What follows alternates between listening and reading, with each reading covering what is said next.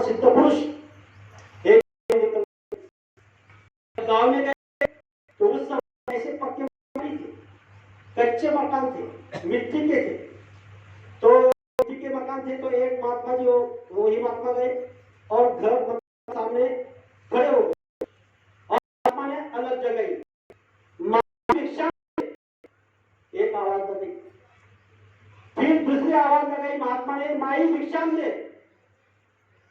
वो बहन वो मैया घर में कपड़े से उस मकान को उस दीवार को पोत रही थी। पहली आवाज उस बहन के कान पर आई तो उसको गुस्सा आया, दूसरी आवाज जब उसके कान पर आई तो उसको ज्यादा गुस्सा हो गया। तीसरी बार महात्मा ने आवाज लगाई, माई भिक्षाम दे। उसका गुस्सा अनावर हो गया।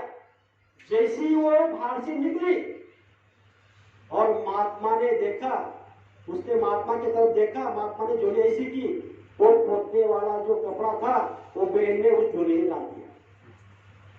क्या किया?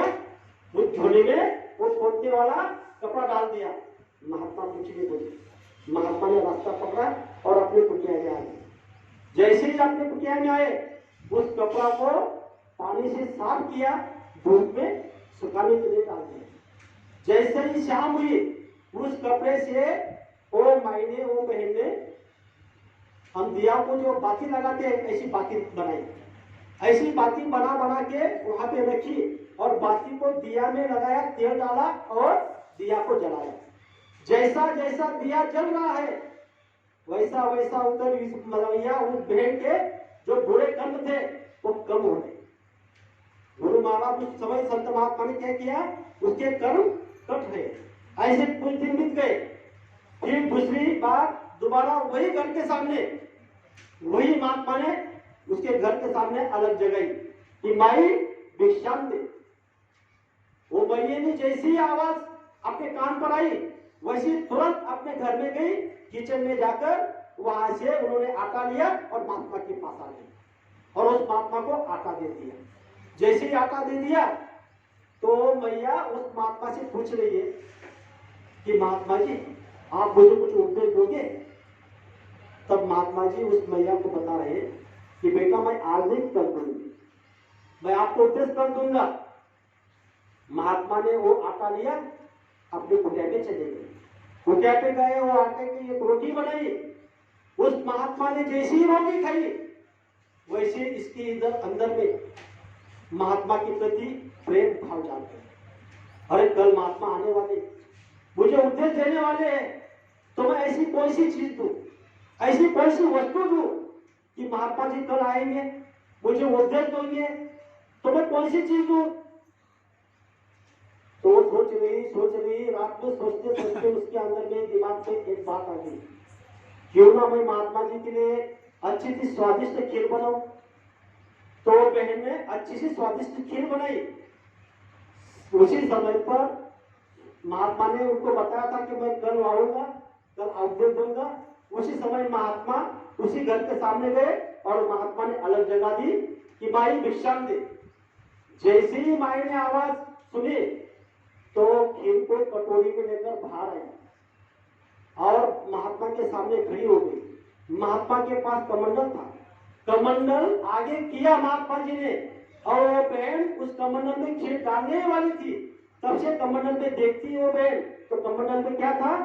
गोबर था। वो बहन हाथ जोड़कर महात्मा जी कह रही है, अरे महात्मा जी इस कमंडल में तो गोबर है, अगर इसमें खीर डाल दी तो ये खीर खराब हो जाएगी। बोले अच्छा बच्चा, इसमें अगर खीर डाल दी तो खराब हो जाएगी तो क्या करना पड़ेगा? तो मैया महात्मा जी से कह रहे कि वो कमंडल मेरे पास है, मैं इसको साफ करूंगी, फिर जब साफ करूंगी तब इसमें मैं खीर डालूंगी। वो मैया ने वो कमंडल को लिया, घर में गई, उसको साफ किया और महात्मा के पास दिया और महात्मा ने उस कमंडल में, महात्मा के कमंडल में उस मैया ने खीर डाली। तब जाने लगे, तब से मैया महात्मा को कह रही है, अरे महात्मा जी आप मुझे कुछ उपदेश देने वाले थे। तो महात्मा ने कहा यही तो उपदेश था। तब मैया कहने लगी कि महात्मा जी मैं कुछ समझी नहीं, बेटा जब कमंडल में गोबर था तो तूने खीर नहीं डाली, क्यों नहीं डाली? क्योंकि वो खीर खराब हो जाती। इसीलिए आपके पास मैं जब पहली बार आया, आपसे मैं आपके घर के सामने जब मैंने अलग जगाई, आपने मुझे पहले क्या किया? वो पोतने वाला खराब कपड़ा दे दिया। मैंने उस कपड़े का भी काम किया, उपयोग किया। फिर दूसरी बार मुझे उसने हटा दिया, आपके अंदर में निर्मलता आई।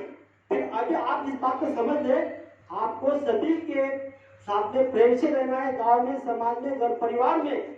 और संत महात्मा ने जो जो बातें हमको बताई है, उस बात पर हमको चलना है, उनके आदेश पर चलना है। अगर उनके आदेश पर चलेंगे, आज कलयुग में सच्ची बुद्धि गुरु आदेश का पालन। और आज संत महात्मा एक ही आदेश दे रहे कि आप यहाँ पर पूरे रिश्तेदार के रिश्तेदार में सबको आप बताना, सबको क्या बताना? शाकाहारी के बारे में बताना। और हर दिन सुबह शाम जय गुरु नाम की माला रखना। ये कह के महात्मा जी वासे देखेंगे। ये जो दृष्टांत मैंने जब सुना पढ़ा, उस समय मेरे अंदर से ग्लानि हुई। इसी जय गुरुदेव आश्रम पर हमारे आदरणीय मास्टर जी ने सबको एक आदेश दिया था। इन्होंने नहीं दिया था, गुरु महाराज ने इसे बुलाया था। क्या कहा था मालूम है?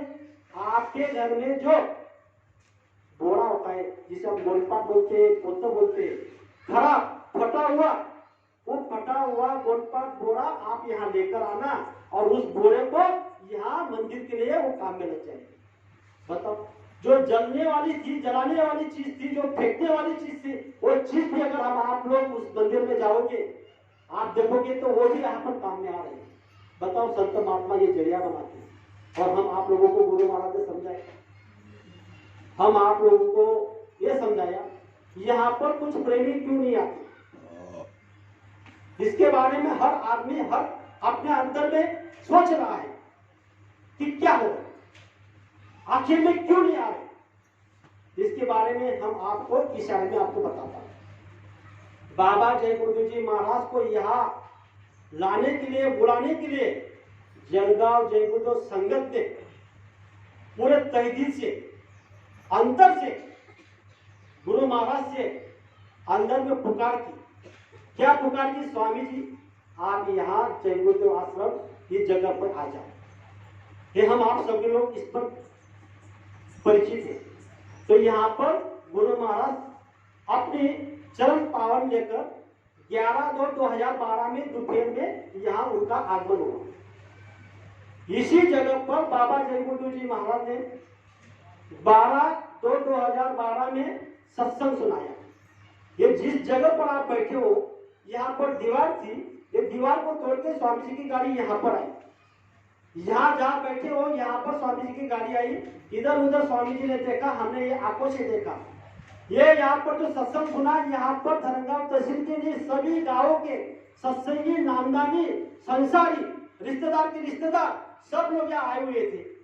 कितनी भीड़ थी आप सब आप लोगों ने देखा।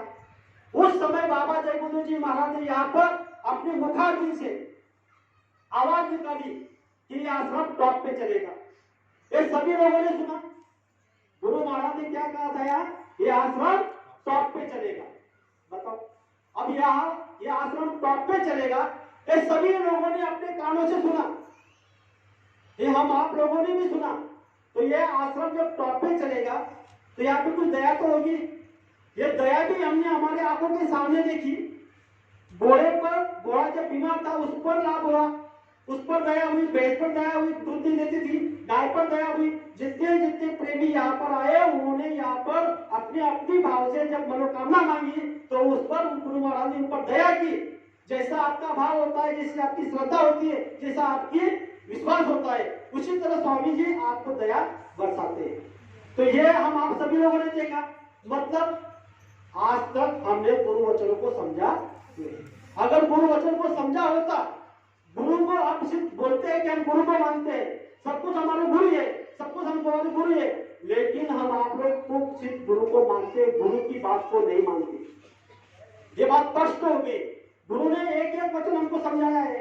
गुरु महाराज ने कहा है कि पता नहीं कितने कहानी, कितने दृष्टांत हमको स्वामी जी ने बताया कि जिस जगह पर संत महात्मा के चरण लग जाते हैं, उस जगह पर अगर आप वहां पर सिद्धा करोगे, एक मनोकामना मांगोगे, आपको पता नहीं आपके मांगने से पहले वहां स्वामी बोले गुरु महाराज आपको दया कर देंगे।